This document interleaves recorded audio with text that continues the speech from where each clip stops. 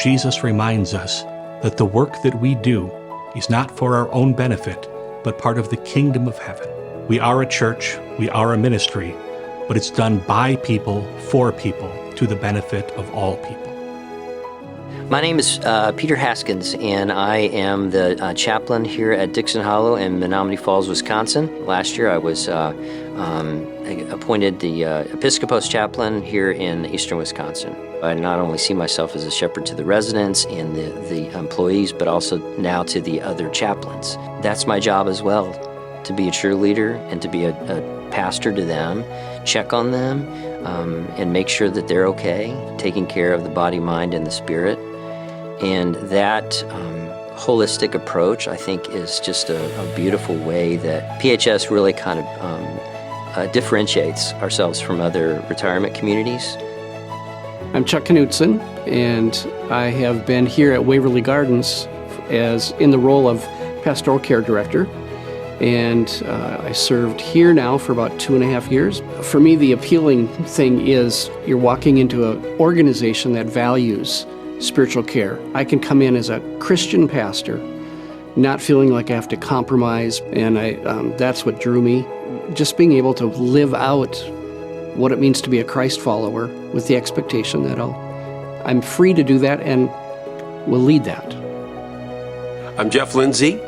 My role for Presbyterian Homes is campus pastor, and I'm pleased to serve both Founders Ridge in Bloomington and Shorewood Landing. The one thing that's different about doing this work is that, well, they didn't come to my church. I'm in their home. There are going to be people that agree with me, share those ideas, want my investment in their lives. There's going to be those who don't. But also showing up as best I can in their lives, whether or not they want my spiritual care, to befriend them, to get to know them, to learn their stories. I don't think there's anything greater privilege than when somebody has the opportunity to learn about people's lives. My name is Amy Osland. I serve as a campus pastor at Boutwell's Landing in Croydale, seeing everyone as a beloved child of God. I mean, that's been part of who I am my whole life. We emphasize belonging in community. Our residents, even our staff and families, aren't just a number. It's about loving each other and giving us a purpose. And our call is to make sure that each of our neighbors know that they matter. My name is Steve Sipe. I am the spiritual director or the pastor here at Walnut Ridge. Working alongside a nurse in particular, I find that I need to keep myself aware of what's happening within her environment. We're bringing cutting-edge technology and healthcare into the lives of people who are starting to experience some real stressors in their life as they age. And so being able to stand alongside somebody who has a world of responsibility in their hands and to remind them of the sweet love of Jesus Christ, that He is with them and He will guide them. And though they may feel inadequate, I can still remind them that within the sovereign plan of God and according to His eternal purposes in Jesus Christ, they are incredibly meaningful. So I'm Steve Tim.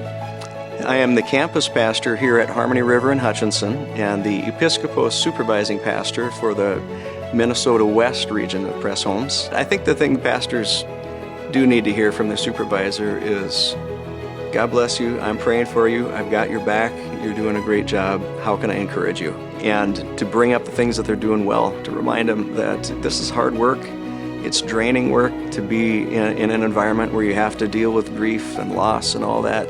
When you're here, you're not on an island, you're connected, you're part of a team.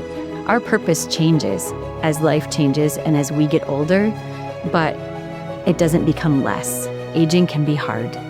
But our Lord promises it's not the end, that He's at work. And even to your old age, He says, I will carry you. The work of supporting and encouraging seniors, I truly believe it's holy work. I really do. I think it's set apart work. It's a special season in the life of people. There's never a moment that God isn't continuing to mold us into what He wants for us, to shape us into the people He wants us to be, in whatever season. In all things, Christ needs to be elevated. I want to make sure that we have done everything that we can to lift him up in the midst of the chaos and tumult of this world and show that Christ is King over all.